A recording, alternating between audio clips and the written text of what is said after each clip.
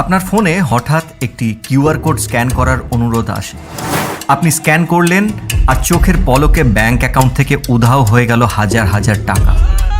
আজকের ভিডিওতে আমরা জানব কিভাবে এই ধরনের ইউপিআই ফ্রড হয় এবং কিভাবে আপনি নিজেকে এবং আপনার পরিবারকে এই প্রতারণা থেকে বাঁচাতে পারেন। ইউপিআই ফ্রড কিভাবে হয়? QR code scan. প্রতারকেরা বলবে, আমি আপনাকে টাকা পাঠাবো, আপনি শুধু এই কিউআর কোডটা স্ক্যান করুন। বাস্তবে কিউআর কোড স্ক্যান করলে আপনি আসলে ওদেরকে টাকা পাঠাচ্ছেন, ওরা আপনাকে পাঠাচ্ছে না। সুতরাং সাবধান, কোনো রকম কিউআর কোড স্ক্যান অথবা টাকা পাঠাবার আগে 10 বার ভেবে নিন। Fake UPI payment screenshot. অনেকে জিনিস কিনে বলে, আমি টাকা পাঠিয়ে দিয়েছি, এবং একটা নকল স্ক্রিনশট দেখায়। আপনি ব্যাংক ট্রানজাকশন চেক না করেই বিশ্বাস করলে আপনার ক্ষতি। ভালো করে ট্রানজাকশন হিস্ট্রি চেক করে নিন, তবেই কনফার্ম করুন। Payment request fraud. কোনো পণ্য অনলাইনে বিক্রি করলে ওরা আপনাকে পে রিকোয়েস্ট পাঠাবে। আপনি ভুল করে অ্যাপ্রুভ করলেই টাকা কেটে যাবে আপনার অ্যাকাউন্ট থেকে।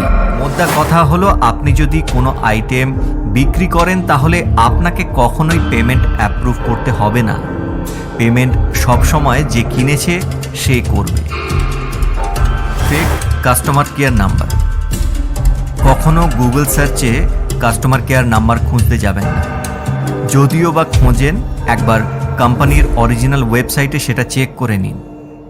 গুগল সার্চ রেজাল্ট ম্যানিপুলেট করে হ্যাকাররা অন্য নাম্বার দিয়ে দেয়, আর সেই কাস্টমার কেয়ার নাম্বারে কল করলে তারা আপনার থেকে ওটিপি এবং পিন চেয়ে নেয় এবং তার মাধ্যমে আপনার অ্যাকাউন্ট থেকে তারা টাকা চুরি করে নেয়।